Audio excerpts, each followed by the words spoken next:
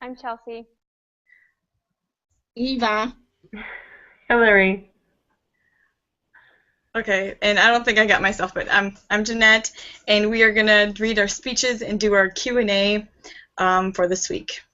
And two of us have abortion and media and daycare. Hillary, is that right? Chelsea. Oh, Daycare Chelsea. is Sorry, Chelsea. parental care. Parental care. Yeah. Okay, I'm just gonna read it and then we'll do a Q&A. And mine's on abortion. I met my best friend Stephanie when I was 10 years old.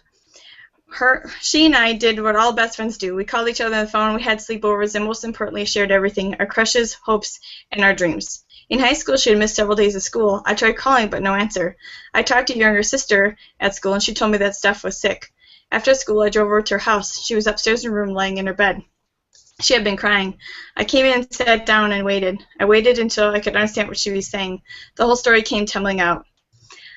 She found out she's pregnant, how her mom made her have an abortion. She was so ashamed, so sad, and had nowhere to turn at 15 years old. Today, decades later, she's married with 4 children of her own, but she talks about that baby that she never had. I know she will always carry that experience with her, the baby she never knew. Abortion is ending of pregnancy by the removal or forcing out from the womb a fetus or embryo before it's able to survive on its own. Only in extreme rare cases is abortion necessary to save the life of a mother. Most women choose abortion for social or economic reasons, and many is a last resort form of contraception. But then you ask me, isn't it a woman's right to choose? Isn't it her body? The right to choose does not trump the inalienable right to life of a child, whether born or unborn. The act of intentionally ending the life of a child in the womb is not a civil right. There is no right to kill an innocent person. Although in some countries abortion has been legalized, abortion is not a universal civil right for women. Abortion violates the most basic rights of an unborn child, the right to life itself. The Declaration of Independence declares, "We hold these truths to be self-evident, that all men are created equal, that they are endowed by their Creator with certain unalienable rights, that among these are life, liberty, and the pursuit of happiness." Widely used terms such as reproductive rights, civil rights, women's rights, the right to choose are merely euphemisms meant to soften the harsh reality that its implementation of these rights will kill an unborn child. Ironically, a woman's legitimate right to be informed about potential complications and alternatives to abortion is often ignored by organizations that stand to profit from the abortion procedure itself. Science states that life begins at conception. Scientific research shows that at the moment of fertilization, 2 separate cells join to form one new life, genetically distinct from any other human being. Every distinctive characteristic of this new human being is programmed into that tiny single cell. Abortion is one of the most common medical procedures performed in the United States each year. More than 40% of all women will end in pregnancy by abortion at some time in their reproductive lives. The U.S. Supreme Court legalized abortion in a well-known Roe v. Wade decision in 1973. Currently, there are about 1.2 million abortions performed each year in the United States. Worldwide, some 20 to 30 million legal abortions are performed every year. Just think what all those aborted babies would have brought into the world if they were given a chance to live and contribute. In spite of introduction of newer, more effective, and more widely available birth control methods, more than half of the 6 million pregnancies occurring each year in the United States are considered unplanned by the women who are pregnant. Of these unplanned pregnancies, about half end in abortion. In a recent study, 78% of women considering abortion chose life when they had the opportunity to see an ultrasound. They saw not just a clump of cells, tissue, or a tumor, or something that needs to be gotten rid of. They see the unborn child. They see the future. When someone calls the unborn child a lump of cells a tumor, they tell themselves to justify. They tell it to justify murder. It is all in perspective. There's even an abortion pill reversal kit. The way the abortion pill works is essentially starves the baby by blocking the natural hormone that's in the woman's body. So if that hormone is blocked, the baby can't survive. The treatment that is given to the pregnant mother puts extra hormone into her system, the natural hormone that's already in her system, and it floods her system with progesterone so the abortion pill doesn't work. Nearly 70 countries, representing more than half the world's population, will have below replacement rate fertility, defined as 2.1 children per woman. According to UN projections, the most The population of the world will peak at 70+ billion by the year 2040 and then begin to decline. The family is a building block for our society. Abortion detrimentally impacts individuals and society in numerous ways across all major institutions. Only a few generations ago, Americans rejected abortion.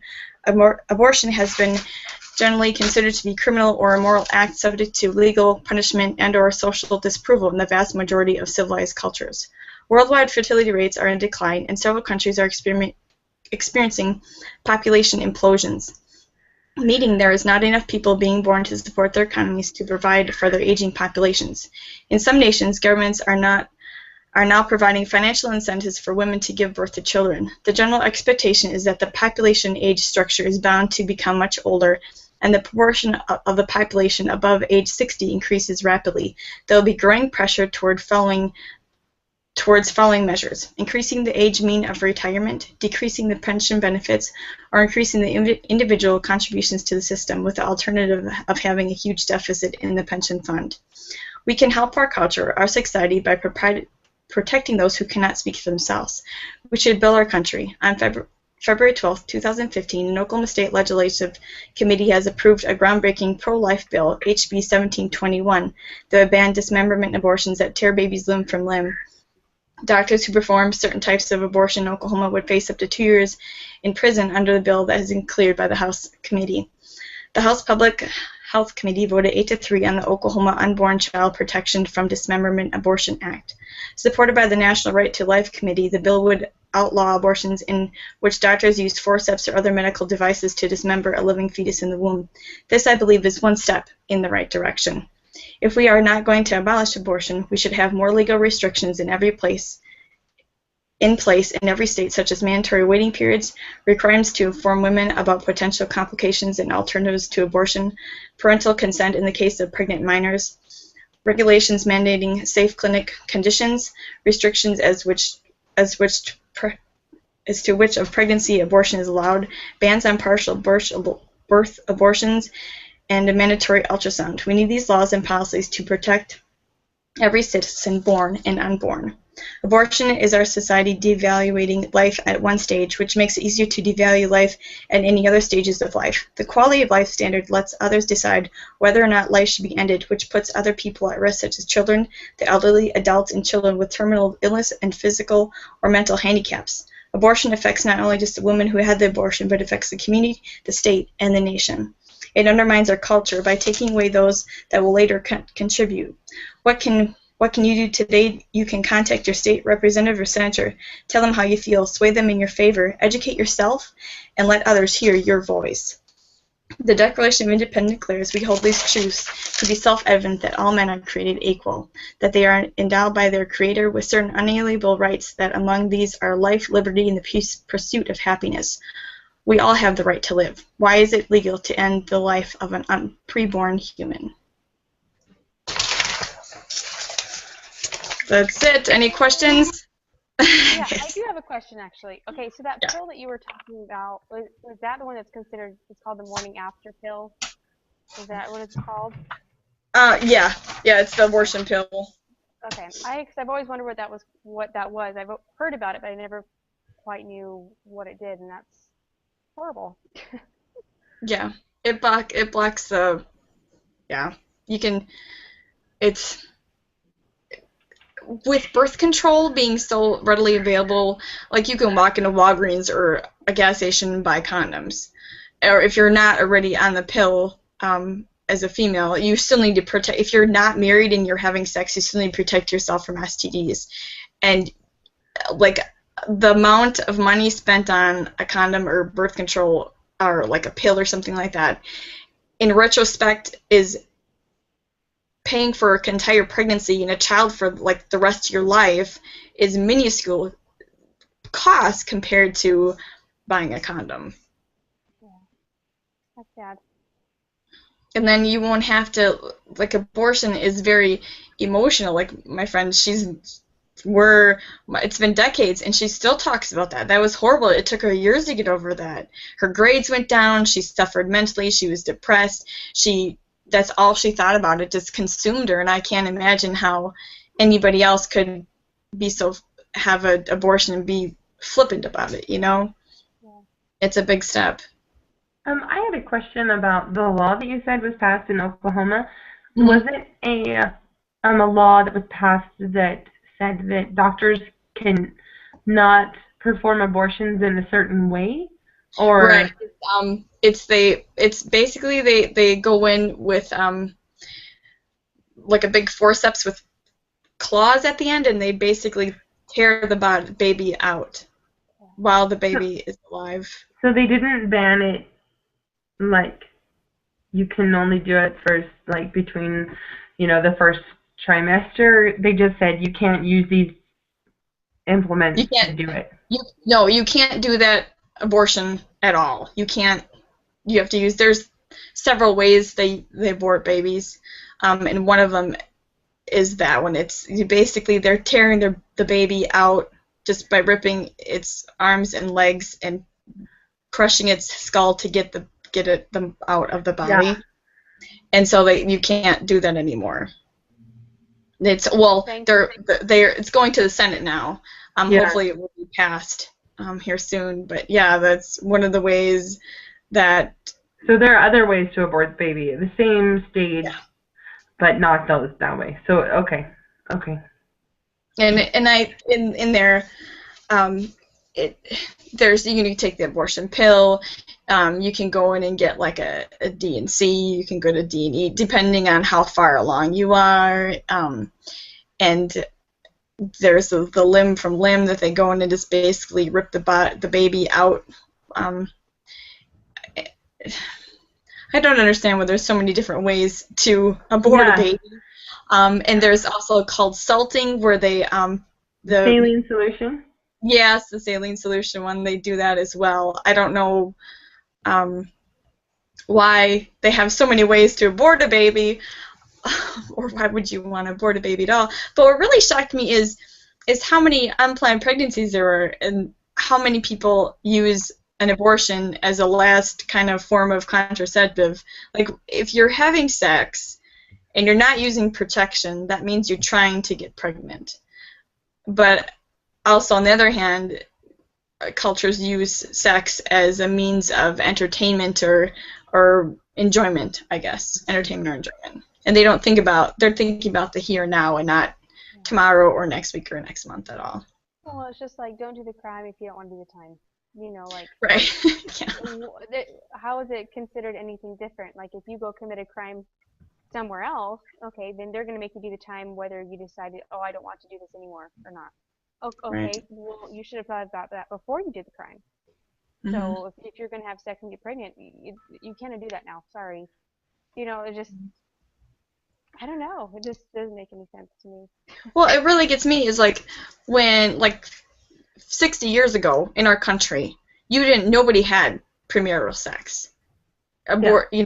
Nobody did it because society looked down at you like, oh, you're a loose woman and you would never get married. You would be kind of socially outcast. Now, oh yeah, everybody's having sex so what happened in the last 60 years? Like, my aunt got pregnant and they sent her to Florida, which she lived in Wisconsin. They sent her to Florida and they didn't even tell their younger siblings, oh, she's going to school. They didn't even tell her decades later what actually happened, why she was sent away to Florida for like almost a year. And then they brought her back. Yeah, and my younger sister has a baby out of wedlock, and we throw her a baby shower. Like, what? How? I don't. Talk about slippery slope, right? Yeah, well, that starts hard too, because it's not the baby's fault. Why should the baby not be loved and cared about and, been given all the stuff that it needs for when it's born into this world, because his mom chose to do it the wrong way? So it's such a hard thing to figure out. Like, if everyone were just to do it in the right way, everything would be so much simpler. It's the same thing happens within my family. It's just, obviously the baby deserves to have everything it needs, but I don't think it needs to be celebrated the way it came about. Yeah, I agree.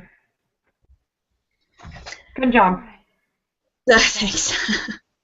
Okay. Yeah, it was really good. All right, I'll move on to mine unless you guys have any more questions for Jeanette. We're good. Good. Okay. Yeah, so mine is going to be about the different effects of childcare and parental care. I work every day at a daycare center as a teacher in the infant and toddler rooms, and I have seen a lot of different kinds of kids interact with their parents and with us teachers. I can see right away the types of parents these children have just by talking with them and at drop off and pick up times. I can easily see the types of the types of parents who would rather keep their children home with them and are sad to leave their kids with someone that they barely know. And then there's those parents who are basically pushing their kids in the door who barely make sure I notice their child has come into the room. Their diapers are full and have not eaten anything and are at the center from open till close. I am sure many of you have seen or experiences yourself with other parents like this, who you can tell cherish their children and who see their children as more, or those parents who see their children as more of a burden or a hassle. Think about the first time you had to leave your child. We all experience things like this as we go through motherhood and are around other mothers. In today's society, things are done differently than they were in the past. When it comes to tending and watching the children, the decision of this day and age is about whether to make the sacrifices to raise and tend our own children each day or to pay someone or some facility to raise them while we go to work. Along with this, there are many different arguments and situations that we all hear about. For example, I want to stay home with my children, but we financially cannot live off of one income. I enjoy working, and the extra income helps our family get to live more comfortably. I have a great career, but dropped everything when I had children because I knew they would need me more than the office would. I work part time to help pay some of the bills while my children are at daycare. Then the rest of the time I get to spend with them, helping raise and teach them. There are different scenarios and situations we hear about and have different arguments supporting each one. They are not my main concern for this speech. My main concern is on the threat that each type of care provides and are different um, that doesn't provide that these children need in order to help them develop properly and healthy. What do children need to develop properly? The first thing we need to do is look at this and figure out what children need in order to develop in the way that they should. Some, but not all, of the typical needs of young kids need to learn are affection, attention, and stimulation. Children's minds develop rapidly when they are talked to, touched, and cuddled, when they see and hear families, familiar faces and voices, and when they handle different objects. Children learn quickly when they feel loved and secure from birth and when they play and interact with family members and other people close to them. They need proper health care, protection, and care from responsive and caring parents and other caregivers. Babies and small children should not be left alone for long periods of time. This delays their physical and mental development. It also puts them at risk of accidents. All babies and young children need to be encouraged and praised when they learn to do something new and say new words. Play and socialization. Playing, both structured and unstructured, lays the foundation for a child's development of future learning and life skills. All young children grow older and they need opportunities to learn and socialize with other children their age. By watching and imitating others, young children learn how to interact socially. They learn acceptable and unacceptable kinds of behavior. The examples set by adults, older siblings, and children are the most powerful influences shaping a child's behavior and personality. Now, if we look at the different types of care, daycare centers and parental care, let's see how they affect a child's development. Daycare. Now, I have some experience in this area because this is what I do on a daily basis. I am so impressed sometimes by how smart these children are and get such a sense of satisfaction and joy when the kids know their shapes, colors, numbers, and the sign language that goes with it, all before they are 2 years old. As a teacher in a daycare, I can see the benefits of a good quality facility. The socialization that children are exposed to is so beneficial, and I love seeing the advancement from the day they start to a month after they started coming. Some of the developmental needs are being met in quality daycare centers. In fact, there was a study done in non-parental child care on children's cognitive development from birth through age 15 has found that toddlers and preschool children, especially those from low-income families, who attend a quality child care center are more advanced cognitively, scoring higher on school achievement tests than those children who do not. This sounds great, right? And for some kids it can be, but it's not always this way. There are some centers whose teachers and facility are far below a level at which you would want any child subjected to. Many show great things only at face value, where as soon as the parent leaves the place changes and the teacher's quality of teaching is nothing less than sitting and just watching the children do whatever they want. This is not helping their development, especially those children who are there from sunup till sundown and hardly see their parents. Even in high quality centers, children do not need to be with their teachers for this long. They really need their parents' love and attention. Parental care. The family is the setting that provides nutrients, affection, and a variety of opportunities. It is the child. in that it has the most significant impact on the child's development. The child who is not adequately nurtured or loved, such as one who grows up in an abrasive or dysfunctional family, may have developmental problems. With parents staying home and raising the children, it helps them develop and gives the parent a better sense of where the child is developmentally, because they are watching their every move and seeing the changes happen. When parents take the time to teach their children at home, giving them the one-on-one time they so crave and need, it helps them advance and learn faster. The bonds that are created with parents and their children cannot be equaled in a daycare setting. The bond that is developed can help the child throughout their life and each different stage of development that they go through. Studies have shown that when parents are around to help tend to their children and their emotional and physical needs, the child tends to have a better self-esteem and a sense of self because they know they are loved and have a purpose in this life. These bonds created are not only beneficial for the child, but for the parent as well. Now, in the United Nations, they have been trying to pass or agree upon regulations regarding the family unit and child care that are not beneficial for all families and for their children. They are trying to make it so that children all need to be in a daycare and that all parents need to go work outside the home. These regulations should sound pleasing to the ear, but the practice of them is something different than what they first seem to be. They are trying to take away the rights of a parent and make the state or country have more power over their own children.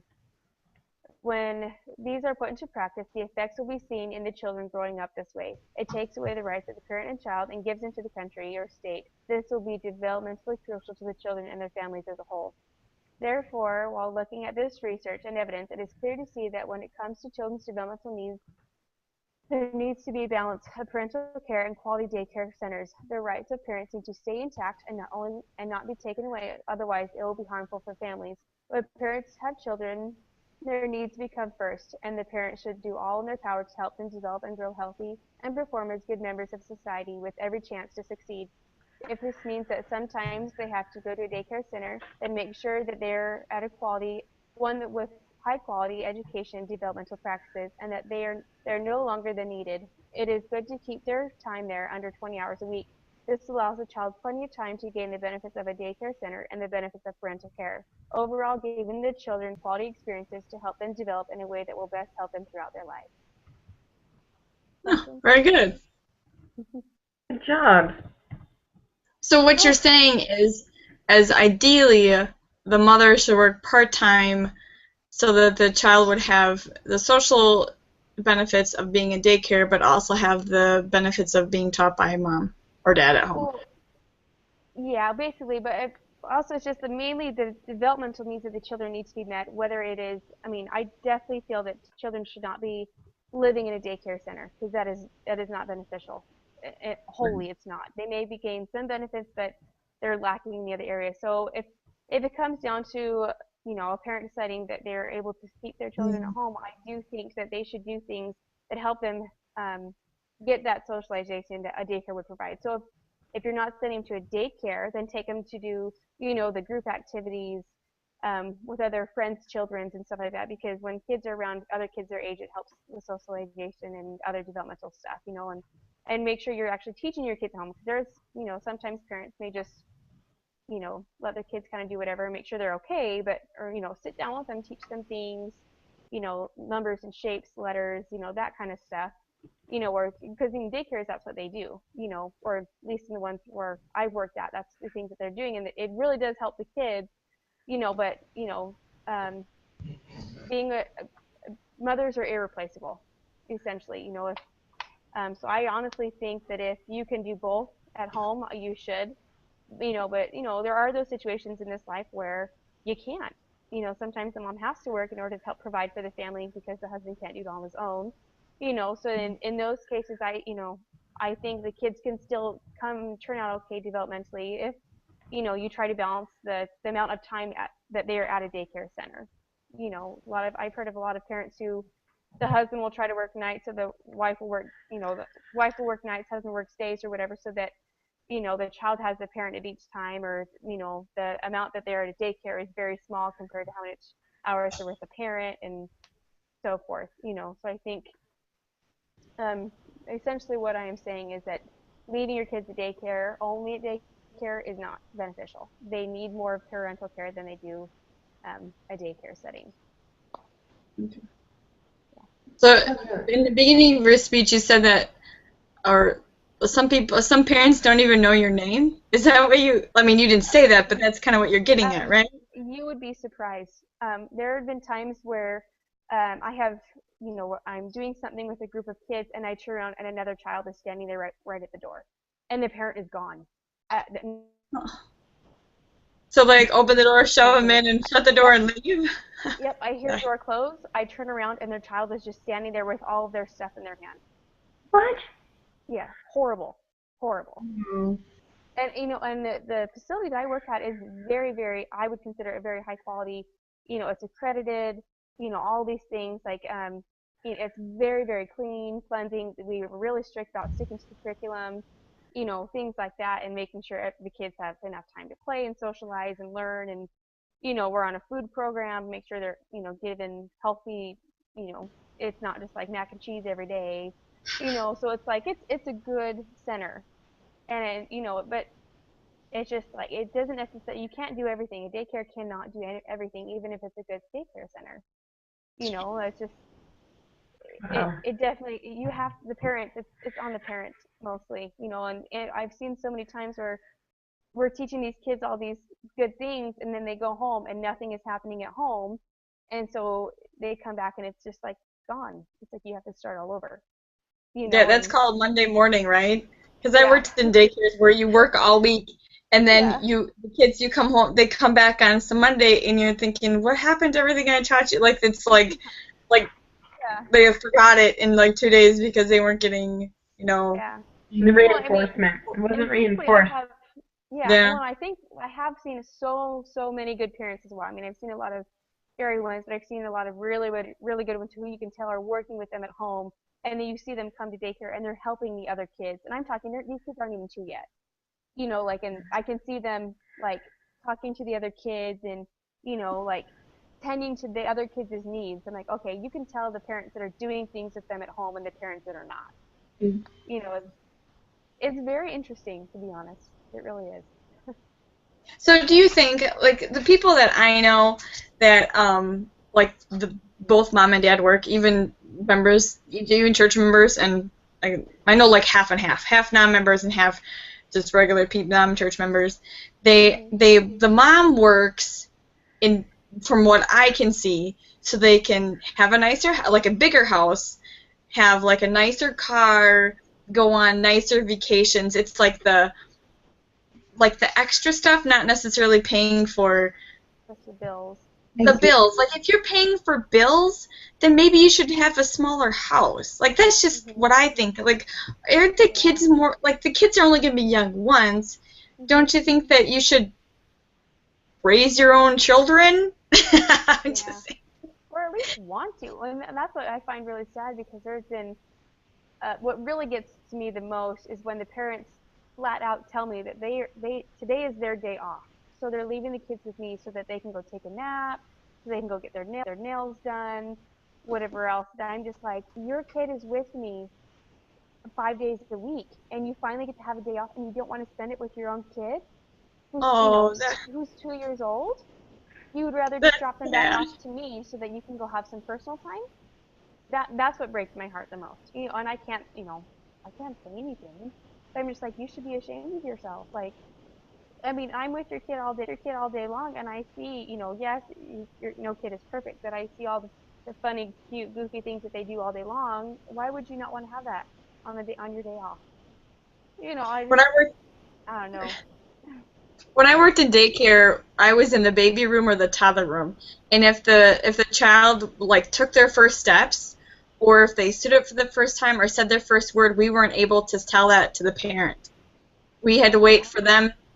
Is that the same for you? Well, we haven't ever been told that, but I mean, because we're typically in my room, the kids, they try to bring in the kids that, they don't have to be walking perfectly, but they have to at least be able to stand up, kind of get their balance. If we can still help them that way, but because we used to have infants as well, like, I mean, 6 weeks old infants, but we don't do that anymore. So the youngest that they're coming in right now is at 12 months. So most of them, if they're not already walking, are like right there at walking, you know.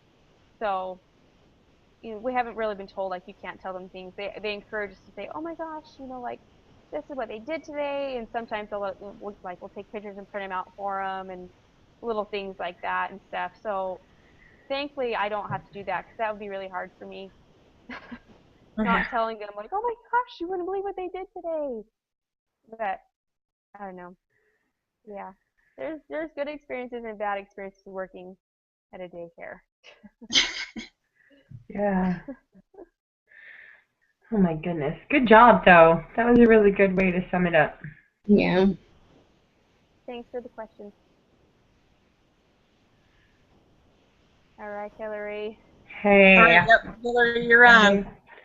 All right, good. I'm so happy to get this over with. So. All right. My topic is also abortion. But I love that we took totally different routes on it, so it's cool. Can you remember the Choose Your Own Adventure books?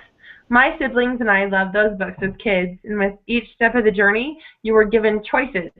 If you were in the Amazon, did you want to ride a riverboat or travel to the ancient ruins by foot? Did you hire a tour guide or follow a local resident? Your entire journey, and sometimes your life, would hinge on the choices you made.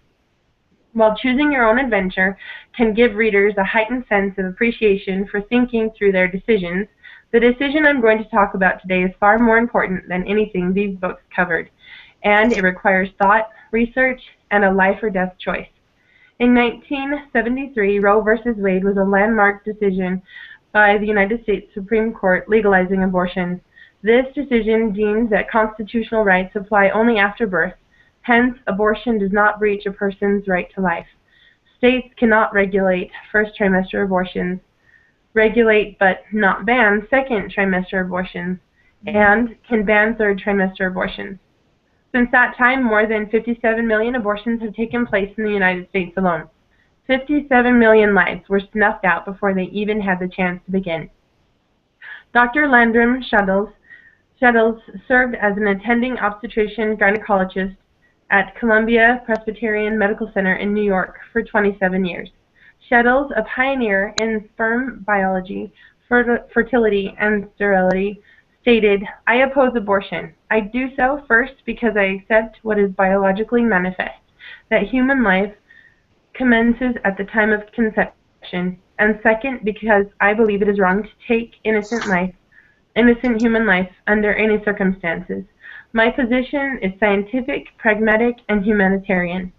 Not only does abortion end a life, it traumatizes women who choose it. Studies have shown that women who have abortion suffer negative physical, psychological, and behavioral effects. Not all procedures go as planned.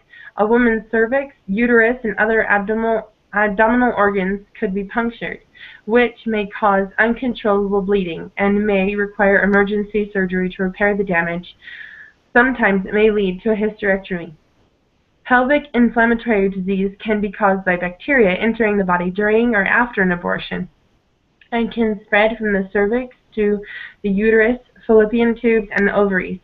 Abortion increases the risk of subsequent ectopic pregnancies that develop outside the uterus. Ectopic pregnancies are life-threatening and may also reduce fertility. Women who have experienced an abortion have a 65% higher risk for developing long-term clinical depression than non-abortive women. Women with no history of anxiety are 30% more likely to develop generalized anxiety symptoms after an abortion. Women who have experienced abortion may exhibit symptoms including depression, the inability to function normally, the inability to manage personal responsibilities. They have self-harm, self-destructive behavior, and suicidal thoughts. A study reported abortive women were 6 to 7 times more likely to commit suicide in the following year than were women who gave birth. Sometimes when women feel trapped, scared, or alone, they don't know where to turn. They need to know there are alternatives to abortion. Adoption is the kind, loving choice for all involved. In the U.S., there are approximately 2 million infertile couples waiting to adopt, many times regardless of the child's medical problems such as Down syndrome, spina bifida, HIV infection, or terminal illness. Dr. Brad Elmore, president of America's Pregnancy Helpline, confirmed the challenge of waiting couples, stated, "Only 1% of helplines of the helpline's annual 40,000 client inquiries are about adoption. Many good, loving families are waiting throughout our nation for a baby whom they want to cherish, value, and raise as part of their family. Instead of babies going to these families, they go into a trash heap. Do women consider abortion... Sorry, I thought I lost you guys. Do women considering abortion realize that families are on waiting lists to adopt newborn babies? Do they realize that some couples wait years to adopt the baby they've desperately waited to hold in their arms? Do women realize how many experienced parents with wisdom, resources, and plenty of love are reaching out to adopt another child, no matter their race, gender, or disability? Adoption is about loving the baby so much that the mother gives them the world, being mature enough to admit they are not ready to parent, and responsible enough to choose the right family to care for their child. It gives the mother the opportunity to create a life for her and her child that they both embrace. Adoption doesn't cost the mother a thing. If help is needed, adopting families can legally help with pregnancy-related costs, such as medical bills, counseling for both birth parents, maternity clothes, and living expenses. Adoption processes have changed so much in the last 30 years. Today, mothers can handpick their babies' adoptive families. They can choose an open adoption, where they see their babies at certain times throughout the year, or a partially open adoption, where they receive photos and updates about their child's lives, or a closed adoption and give their babies completely over to their adopted families. It is not appropriate that we refer to adoption as giving up a baby. Giving up is equated with failure and bad decisions. In reality, adoption has nothing to do with giving up, and everything to do with giving life, life instead of death. I firmly believe that one of the best things that pro-life movement can do is promote adoption. We cannot claim that every mother out there can adequately care for her baby alone. That's simply not true. And while the inability to care for a baby is no excuse to kill her, just as the inability to care for a 5-year-old is no excuse to kill him. We should work harder to paint an accurate picture of adoption for pregnant mothers. If a mother chooses life for her unborn child, placing the infant into an adoptive family, and chooses to have an ongoing contact, they are able to get to know their child, and over time, the child will know about her and will always know how much she cared because she chose a loving family for them. There are many choices along the road of our lives. If we have the opportunity to influence a woman who finds herself in an unexpected and unwanted pregnancy, let's do our best to encourage her to choose life. We can implement programs at the high school level throughout the nation, educating teens about the benefits of adoption if pregnancy occurs. An example of someone choosing their own adventure is Norma Lee McCorvey, the Roe in Roe versus Wade, chose to change her path. She stated, "Abortion wasn't about products of conception. It wasn't about missed periods. It was about children being killed in their mother's rooms. And all those years, I was wrong. Signing that affidavit, I was wrong. Working in an abortion clinic, I was wrong.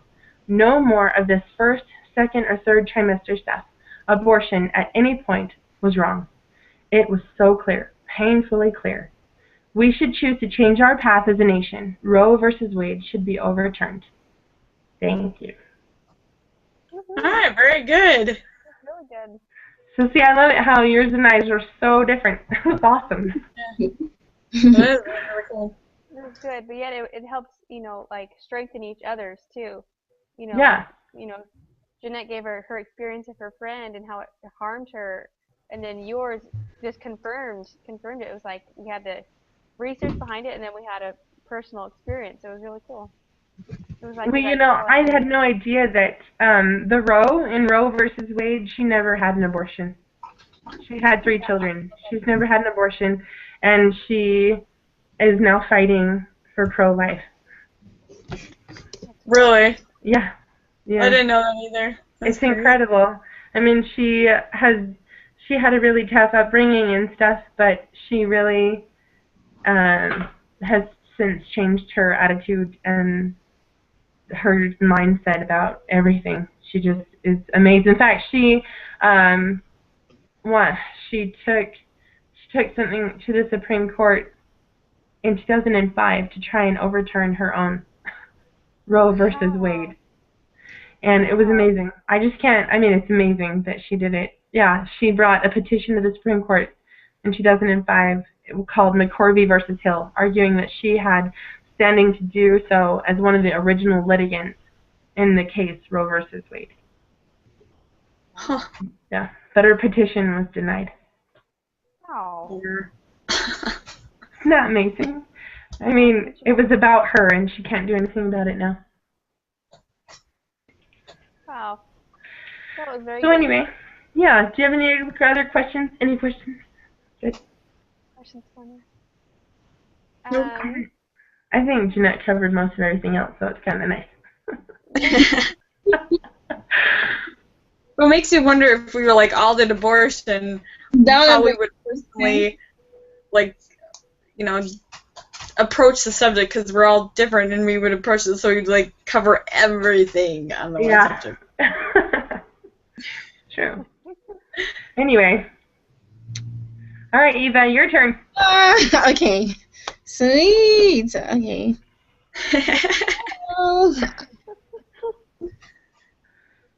Okay. So my topic is on social media. And here we go. Have you ever felt the need to be connected? Do you know what? Sorry, I'm going to start all over again. Okay, my topic is on social media. Have you ever felt the need to be connected, to know what's going on around you? Of course, most people feel this way. The human nature searches for belonging, yearns for the knowledge of existence in relationship to our environment.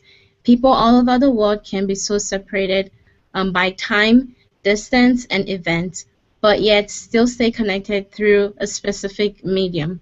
Today, I've chosen to speak on a specific medium called social media. I would like to assume that most of you know what social media means, but to be safe, I've searched the dictionary definition of social media. Social media are websites and other online means to communicate. They are used by a large group of people to share information and to develop social and professional contacts. For example, Facebook, YouTube, Twitter, Pinterest, and LinkedIn. The use of social media has grown rapidly over the world. Pew Research Center found multi-platform use on the rise. 52% of online adults now use two or more social media sites. More than half of all online adults 65 and older use Facebook. This represents 31% of all seniors. The share of internet users with college education using LinkedIn reached 50%, and 42% of online women spend time on Pinterest compared with 13% of online men. This stat shows that social media is largely used by most generations, especially the rising generation. Does this strike a desire to be aware of outcomes social media plays in the world? Well, it's left to you to decide.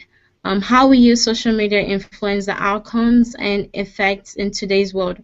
Social media can connect people and increase moral values, or on the other end, disconnect people and decrease moral values. Now, don't get me wrong, I'm not here to convince you to stop the use of social media. In fact, this is an unrealistic goal to achieve from this generation. It has contributed to uniting relationships and countries across the world. I have a friend I love so dearly back in my country, Nigeria. I lost contact with her moving to the United States. But guess what? This didn't last for long. Social media helped me reconnect with my childhood friend. Most of us have similar stories like mine. Social media reconnects us with old friends across the world, sharing meaningful information with schoolmates and social workers and co-workers and published businesses. Despite the connection and fun we experience through social media, it has issues and concerns that can be damaging to individual, family, and organizations. Some people that use social media feel pressure to fit in to crowd that they see on the internet. Research has shown that similar to magazines and televisions, social media can potentially cause drop in self-esteem and in distorted self-image. For example, a female forgets the worth of her beauty. She feels the need to compete with the unrealistic women features on social media. On Facebook, we constantly see friends post positive informations and images about their life. This creates a feeling called FOMO, which means the fear of missing out. It causes anxiety and make people feel they're not having enjoyable lives because they only see the appealing photos and information posted by their friends. Cyberbullying is an abuse that happens over social media. Friends can post deceitful and disrespectful image and information of self and others. Cyberbullying has lasting cyberbullying has lasting impact on victims. Although pictures and status on internet can be deleted, the victim still sees them. This abuse can lead to depression or even suicide. Does this impact remind you of a friend, family, or even of yourself going through similar difficulties about social media? The Department of Justice is aware of the negative impacts social media has on people. So they establish policies to help use this media in safety. They suppose that people are blurring lines between professional life and personal life. Uh, One of the policies states that we treat online comments the same way as we would at meetings and public forums, to not discuss confidential and classified materials in public, respecting copyright and privacy. Employees are expected to treat their peers and respect both in physical workplaces and online. The policy is beneficial for the act of this policy is beneficial for the act of cyberbullying.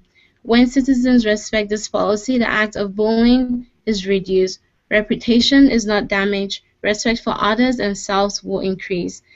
This will have a positive influence in homes, community, society, and nation. The Department of Justice invites us to remember our public responsibility to let people know if these policies are violated. What have you decided about social media? How can we use or you use social media effectively and safely? There are policies to help us use social media. Let us do our research to find out what they are and apply them. Let us stand up for the right way of using social media. There are lots of social medias out there and policies. Lend their lend their privacies and confidential policies. Report unwanted image. Delete, edit, degrading comments. Post respectful image and informations of self and others. There is an adage by an anonymous author. It says, if everyone cleans their home and surroundings in the whole world, in their homes, the whole world will be clean. Let us set this responsibility to improve the use of social media. When this is done, our family, society, community, state, and nations will become a safe place for this generation and the future generation. Good job. 1 minute. Good job. Was it 1 minute? I think she has to do something with her kids. Yeah, no kidding. I just had a question really quick. Eva, is there any specific policy that you were able to research that talked about social media? Yeah. It was, does it say, okay, so there was one, I looked up one, it's the Department of Justice, and it talks about like confidentiality and like how we need to like protect like privacy and also just kind of like, it just talks about like privacy and how we should respect people's privacy and we should like not put people down and we shouldn't share, and it was more of like organization and personal life, so like finding that balance between like your work boundaries and your personal boundaries. So, for example, the one I researched was about like your life and like your all the things you do in your workplace should be treated with respect and it shouldn't be brought into your personal life. So, like, for example, if someone had a bad day or doesn't like their boss or like, someone co-worker at the workplace, like they shouldn't like go on their Facebook and like put informations like that to like bring the other person down. And so it's just about like treating people with respect and like making good comments about people and like stuff like that. So Cool. I thought it was interesting how you were talking about this kind of what did you say it's called, FOMA? Is that what it's FOMO, called? yes. Uh, FOMO, the yeah, fear, I never knew the fear of missing out. Is that what it is? yeah, fear of missing Okay. out. And it's funny. Oh, sorry, Tag. Oh, go ahead, go ahead. Oh, I was gonna say, like when I was coming back from my mission, I was like trying to decide if I should go back to Facebook, and I was like, like I knew that that was kind of like a feeling that comes to mind, when you see people like, oh my gosh, like I'm gonna come back and I'm gonna see like every one of my friends, their lives has changed, they've moved on, and I'm like, I don't know if I want to like do this right now, but like just doing this research, like it just defines what I was thinking then. It's Yeah, like FOMO, like a fear of missing out, and that was something I was trying to avoid. But just hearing this, like yeah, when I was doing my research, like explains. yeah. Well, I just found it interesting because it's like I so can see that in my life where I've noticed like, okay, people who posted what they post doesn't always reflect what's actually happening in their lives. I Yeah, even one of my close friends, like her life isn't horrible or anything, but the way she posts things on Facebook makes it sound like her everything is so perfect and it's happy all the perfect. time. And her husband is the best man that ever lived, and this Mhm. and that. And then like when we like do date nights and stuff with them, they argue so much. Like, it's not like, I mean, every marriage is gonna have disagreements and stuff, but like they do it over everything and all the time. They get over things really, really quickly. But it's like one time we went on vacation with them, and I was amazed at how much they actually argue. And then like my husband and I don't have disagreements and stuff because we do, but we're the type to not do it in front of other people. Like we handle it on our own and stuff. And Bev's just like, whoa. And then she'll post stuff on Facebook, and I'm just like, it's completely different than what is actually happening behind the Facebook screen. Mhm. Well, I So thought so too. Is like everybody else puts what's good in their life. They never say anything bad or negative. They focus on like, oh, we're going on vacation to Cancun next week, and and in May we're going to Paris, and yeah, then you're like, oh, that's great for you guys, and then you find out later that, oh, they got into a car accident, and their kid's sick, and like they don't say any of the other stuff that's going on, or yeah, they're at each other's throats constantly. It's like if you really want to know somebody, live with that person and or go on vacation with them, and you're like, yeah. hello. Or Well, it's even like date night to that's see in how they even common. interact with each other. It's crazy. And that FOMO, I've never heard of that, but that's I've never heard that. completely true. Yeah, it's No, it's really just cool. you either see them being like overly positive about their life, or I've even seen some people where it's like all they post is negative, where it's like you want to almost take them off your Facebook because it's just a feed of negativity, and you're like, oh my gosh, like Can unfriend them. yeah, unfriend or dislike. Just like, But it's just so interesting. I've never heard of that before, but I can totally see how that could be an issue for some people. Or even for example, like say some people see that, oh, look, this girl's husband's always doing this for her, and blah blah blah. Well, how come my husband's not doing this for me? It's And true. then it like takes away from you looking at actually what your husband actually is doing for you. It may not be in the same way that somebody else is being treated, but he's showing you something in his own way, and that should be you should be just as much as grateful for that as whatever else. So I could totally see how that could cause even like relationship It's problems true. if people let that happen, of course. But very interesting. Well, as a person, as people, we compare. We're constantly comparing. And I think a lot of time is we don't know the whole story. Like, I could be comparing apples to oranges because all I see them is either on social media or I see them at church, but I don't know them, personally.